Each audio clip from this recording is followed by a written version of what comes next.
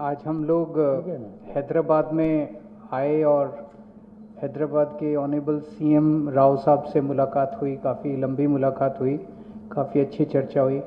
सबसे पहले मैं राव साहब का हमारी पूरी टीम की तरफ से बहुत बहुत शुक्रिया अदा करना चाहता हूं कि उन्होंने हमारे साथ टाइम निकाल के मुलाकात की और इतना प्यार और सम्मान हम लोगों को दिया। I am all of us are very very very grateful to him. हमने अपनी पूरी बात उनके सामने रखी और जैसा भी उन्होंने कहा कि दिल्ली के लोगों को न्याय दिलाने के लिए वो, उनकी पार्टी और उनकी पूरी सरकार दिल्ली के लोगों के साथ है। ये बात केवल दिल्ली की नहीं है, ये बात देश के जनतंत्र को बचाने की है। जो अध्यादेश पारित किया गया है वो देश के जनतंत्र के खिलाफ है, संविधान के खिलाफ है। सो उनकी सपोर्ट से हमें बहुत ताकत मिली है और हम इस सपोर्ट के लिए मैं पूरे दिल्ली के लोगों की तरफ से उनका तहे दिल से शुक्रिया अदा करना चाहता हूँ।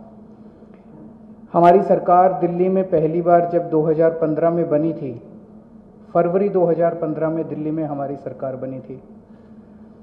फरवरी 2015 में सरकार बनी और 23 मई को, मात्र 3 महीने के बाद, मोदी सरकार ने एक नोटिफिकेशन लाके हमारी सारी पावर छीन ली 3 महीने में।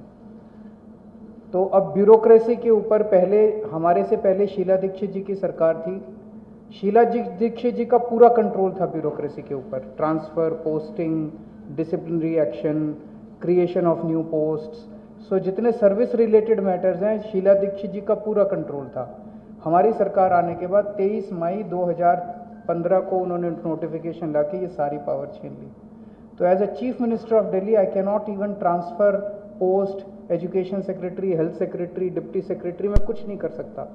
वो सारी पावर छीनने के बाद 8 साल तक दिल्ली के लोगों को उन्होंने अपंग करके रखा। हम दिल्ली के लोग 8 साल तक कोर्ट दर court, high court, supreme court लड़ते रहे। 8 साल की हमारी लड़ाई के बाद 11 मई को, अभी पिछले कुछ दिन पहले,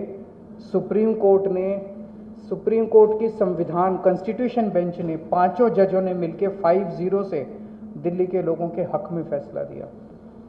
8 साल की लड़ाई के बाद दिल्ली के लोगों को न्याय मिला कि उनकी चुनी हुई सरकार को काम करने का अधिकार मिला। हमें 8 साल लग गए उस नोटिफिकेशन को कैंसिल कराने में और न्याय लेने में। उसके 8 दिन के अंदर 11 मई को ऑर्डर आया सुप्रीम कोर्ट का। 19 मई को मोदी सरकार ने ऑर्डिनेंस लाके सुप्रीम कोर्ट के ऑर्डर को निरस्त कर दिया, पलट दिया। पूरे देश भर में लोग कह रहे हैं कि जिस देश का प्रधानमंत्री सुप्रीम कोर्ट को नहीं मानता, सुप्रीम कोर्ट के आदेश को नहीं मानता, फिर न्याय लेने के लिए लोग कहां जाएंगे?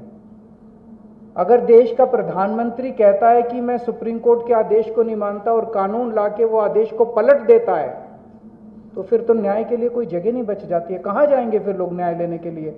फिर तो कोई अंतिम चीज ही नहीं है। वो प्रधानमंत्री जी कहते हैं मैं नहीं मानता सुप्रीम कोर्ट को, ऐसे देश कैसे चलेगा?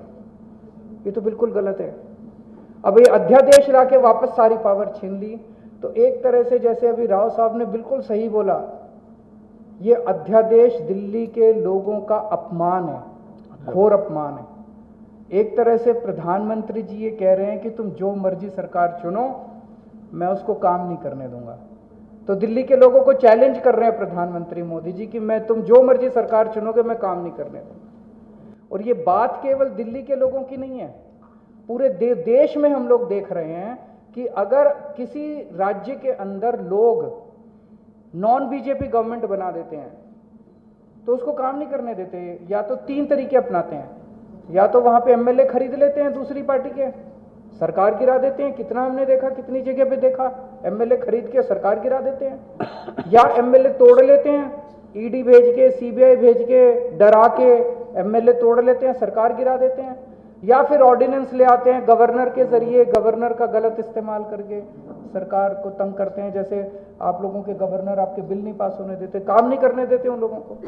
तो इस तरह से मैसेज ये है कि अगर कोई भी राज्य के लोग नॉन बीजेपी सरकार बनाएंगे तो हम उसको काम नहीं करने देंगे, सरकार तोड़ देंगे। ऐसे देश नहीं चल सकता। ये तो बहुत खतरनाक स्थिति है पूरे देश के सामने। मैं जो पूरे देश भर में घूम रहा हूं समर्थन मांगते हुए, मैं केवल अपने लिए समर्थन नहीं मांग रहा, मैं देश के संविधान के लिए और देश के जनतंत्र के लिए समर्थन मांग रहा हूं। हमारे जो स्वतंत्रता सेनानियों ने लड़ाई लड़ी थी, वो ऐसे भारत के लिए लड़ाई थोड़ी लड़ी थी कि एक पार्टी आएगी सेंटर के अंदर, वो पार्टी बस एक ही पार्टी का पूरे देश के अंदर राज होगा। जिस तरह से आज इन्होंने माहौल बनाया हुआ है, फिर तो एक प्रधानमंत्री और 31 गवर्नर बस वो चला लें इस देश को, फिर मुख्यमंत्री बनाने की क्या जरूरत है, फिर चुनाव लड़ने की करने की क्या जरूरत है, फिर तो ये तानाशाही होगी। इस तानाशाही के खिलाफ हम लोग लड़ रहे हैं।